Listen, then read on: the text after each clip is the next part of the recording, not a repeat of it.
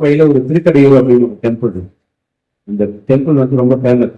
எதுக்கு ஃபேமஸ் அப்படின்னு பாத்தீங்கன்னா 60வது 70வது 80வது கல்யாணம் பெரிய பெரிய விஐபிஸ் தான் வரும், சென்ட்ரல் மினிஸ்டர்லாம் வருவாங்க, பெரிய பெரிய சினிமா ஆக்டர்ஸ் எல்லாம் வருவாங்க, பெரிய பெரிய கோடீஸ்வரர்லாம் வருவாங்க.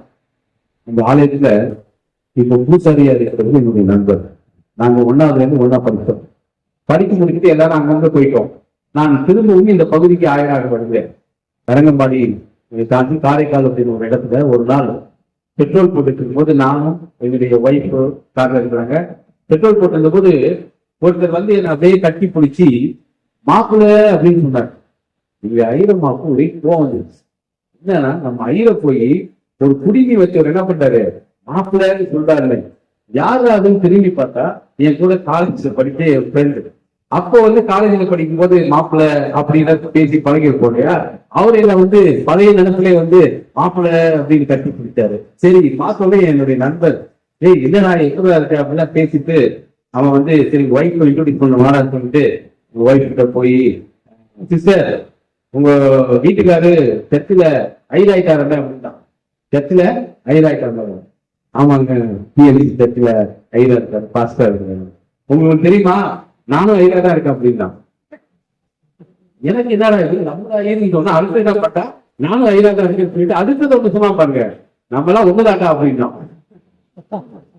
உடனே நான் அவனை பார்த்து சொன்னேன், வரும்போது அவனை பார்த்து சொன்னேன், Jesus loves you, Jesus loves you. சொன்னோடனே ரொம்ப ஒரு பெருமிதம், நற்செய்தி நம்ம அறிவிச்சோம், ஜீசஸ் லவ்ஸ் யூ. ஆனா அடுத்தது அவன் சொன்னா பார்த்தீங்களா, சொன்ன பிறகுதான் சும்மா போய் அவசரப்பட்டு ஜீசஸ் லவ்ஸ் சொல்லிடாதீங்க.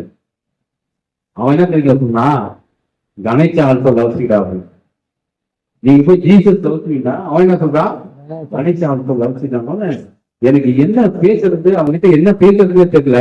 ஆனா ஆவியானவர் என்ன சொன்னாரு, ஒரு வார்த்தையை ஆயத்தம் செய்து இருக்கின்றார். என்ன தெரியுங்க சொன்ன அவனை பார்த்து, ஏய் ஜீசஸ் டைப் பண்ணுறா, ஜீசஸ் டைப் பண்ணு. That is gospel.